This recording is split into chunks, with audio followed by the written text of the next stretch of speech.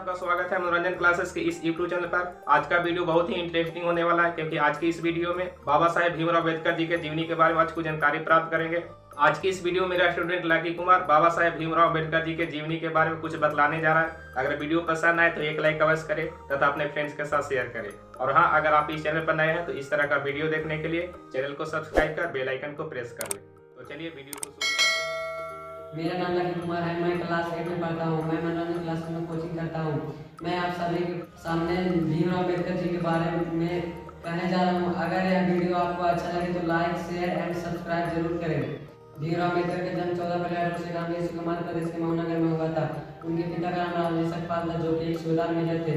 वे महाजाति के थे। भीमराव अम्बेडकर इंडिया का 14वें संतान के रूप में जन्म लिए थे। भीमराव जी की माता का नाम भीमाबाई था। जिस दिन भीमराव का जन्म हुआ उस दिन उनके पिता रामजी सकपाल अपनी नौकरी से छुट्टी पाकर राजधानी के दीपावली में आए थे और यहाँ भीमराव को पहली बार मराठी स्कूल में भर्ती कराया गया। भीमराव जी की माता का नाम भीमाबाई था। भीमराव जब अल्प थे तभी उनके माँ का देहांत हो गया था, तो उनके पालन पोषण का ध्यान उनकी चाची मीराबाई ने की थी। वह उन्हें भीमराव को प्यार से भीमा करके पुकारती थी। और रत्नागिरी के बाद 4 साल बाद वे दीपावली में आ गए, जहां वे पहली बार सरकारी स्कूल में भर्ती हुए। और सन 1905 ईस्वी को रामाबाई नाम की कन्या के साथ उनका विवाह करा दिया गया, जो कि वह 9 वर्ष की थी। शादी के बाद वे पिताजी के साथ मुंबई चले गए और वहां वे क्रिस्टल कॉलेज में पढ़ने लगे। वहां छुआछूत की कुप्रथा नहीं थी और वहां वे पढ़ने लगे। 1907 ईस्वी को वे मैट्रिक की परीक्षा पास की, जो कि महाजाति के लिए बहुत ही खुशी का बात था। भीमराव के घर सभी लोग खुशियां मना रहे थे और वे क्रिस्टल कॉलेज में पढ़ने लगे। 1913 ईस्वी को उन्होंने बीए की परीक्षा पास की, जिससे बड़ौदा के महाराज ने उन्हें अपने दरबार में नौकरी दे दी। दुर्भाग्य से उसी वर्ष उनके पिता का निधन हो गया और भीमराव दरबार में नौकरी करने लगे। नौकरी करने के बाद वहाँ अधिक कर्मचारी उन्हें घृणा के नजर से देखते थे, जो कि उन्हें अच्छा नहीं लगता था। इससे उनका दिल टूट गया और वे यह नौकरी छोड़ दी। और फिर भी वे छात्रवृत्ति पाने में सफल रहे और उस शिक्षा के लिए कोलंबिया गए, अमेरिका में। महाजाति के पहले विद्यार्थी थे जिन्हें विदेश जाने का अवसर मिला और वे कोलंबिया में पढ़ने लगे।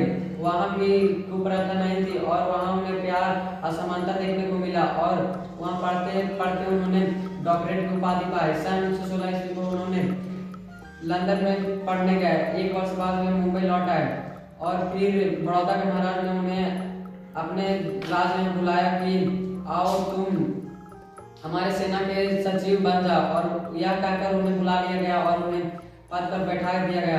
अभी भी उन्हें अधिक कर्मचारी उन्हें घृणा के नजर से देखते थे, जो कि उन्हें अच्छा नहीं लगता था और कार्यालय में उन्हें पानी पीने के लिए भी नहीं दिया जाता था। तो उनसे उनका दिल टूट गया और वे फिर से नौकरी छोड़कर मुंबई आ गए और वहाँ वे रहे और विदेश में पढ़कर वे 2 पुस्तकें लिखी, जिससे उनका धाक जमने लगा। और एक दिन मुंबई के एक और कॉलेज से उन्हें प्रोफेसर के पद पर नियुक्त किया गया और वे प्रोफेसर के पद पर गए। वहाँ भी संघर्ष करना ही था और किसी तरह 2 वर्ष निकालने के बाद वहाँ भी उन्हें त्याग पत्र देना पड़ा और फिर वे मुंबई आ गए। मुंबई आने के बाद वे उस छुआछूत को हटाने के लिए उन्होंने मुखनायक समाचार पत्र निकालना प्रारंभ कर दिया 1920 ईस्वी को। दुर्भाग्य से ज़्यादा दिन तक नहीं चला और इसे बंद करना पड़ा। और ये फिर से लंदन पढ़ने चले गए और वहाँ वे 3 वर्ष पढ़ने के बाद अर्थशास्त्र में DSc की उपाधि पाई और वहाँ से फिर वे मुंबई आ गए। आने के बाद वे वकालत शुरू कर दिए और 1 वर्ष के बाद कुछ मित्रों के साथ बहिष्कृत हितकारी महासभा का स्थापना किया और इस सभा का मुख्य उद्देश्य था दलितों की समस्या का हल करना। 1927 ईस्वी को वे मुंबई के विधानसभा के सदस्य बन गए और इसी वर्ष बहिष्कृत भारत नामक पत्रकार निकालना आरंभ कर दिया।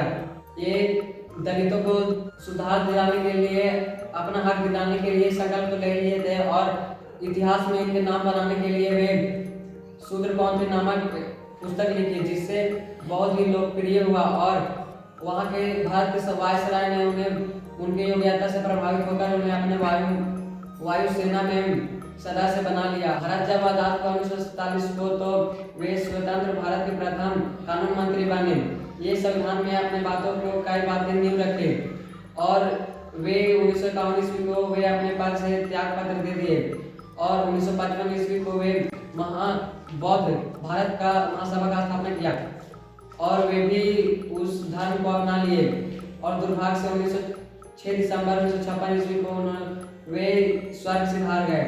भीमराव संविधान के निर्माता थे और वे प्रारूप समिति के अध्यक्ष भी थे और ये संविधान में अपने बातों को कई प्रकार की नींव रखी और दलितों को इतिहास में नाम लिखवा दिया।